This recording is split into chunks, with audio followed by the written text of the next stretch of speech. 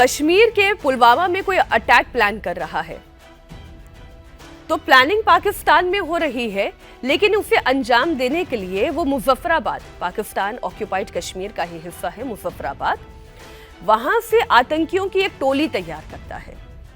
जिनका वहीं आतंकी कैंप्स में पूरी ट्रेनिंग होती है। वहीं आतंकी कैंप में उन्हें ट्रेनिंग दी जाती है, तैयार किया जाता है और फिर कश्मीर में आकर कहां आतंकी वारदात को अंजाम देना है उसकी पूरी प्लानिंग के साथ वो इन्फिल्ट्रेट करके भारत आते हैं, कश्मीर पहुंचते हैं। तो जब वो कश्मीर आएंगे तो किन से कांटेक्ट करेंगे, उन्हें बारूद कौन देगा, उन्हें आईडी बनाने के लिए सामान कौन मुहैया कराएगा। अब चूंकि कश्मीर में उन्हें रहना होगा तो खाना भी चाहिए होगा, रहने के लिए छत भी चाहिए होगी। तो इसके लिए आतंकी संगठन क्या करते हैं, एक OGW यानी कि ओवरग्राउंड वर्कर्स की पूरी एक टीम तैयार करते हैं। और वो काम कैसे करते हैं, मान लीजिए पुलवामा में अटैक करना है तो पुलवामा के ही किसी आसपास के इलाके में, मान लीजिए गांदरबल में, उन्हें छुपा कर रखा गया तो एक व्यक्ति उन्हें छुपा कर रखेगा, दूसरे व्यक्ति का काम होगा उस तक खाना पहुंचाने का,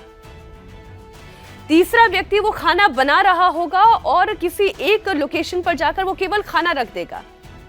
अगला व्यक्ति आकर वहां से वो टिफिन उठाएगा और वो किसी तीसरी लोकेशन पर ले जाकर रख देगा, फिर वहां पर कोई चौथा व्यक्ति आएगा, फिर वो उस टिफिन को उठाकर उस लोकेशन तक एग्जैक्ट पहुंचा देगा जहां से उस आतंकी को सपोर्ट करने वाला कोई एक और पांचवा शख्स होगा जो वो खाना उठाकर उस तक पहुंचाएगा। तो इस तरीके से ये पूरा आतंकी नेटवर्क काम करता है और इसे ढूंढना और इसे क्रैक करना बहुत मुश्किल होता है, क्योंकि आपको नहीं पता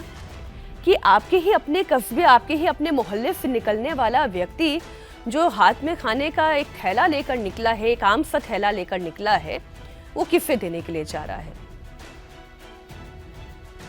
और ये नेटवर्क इतना डीप रूटेड होता है कि कई बार जो पहला व्यक्ति वो खाना लेकर जा रहा होता है उसे पता भी नहीं होता है कि वो किसके लिए लेकर जा रहा है, और हो सकता है जो दूसरा शख्स वहां से उठाएगा उसे भी ये ना पता हो कि ये किसी आतंकी तक पहुंचाया जा रहा है।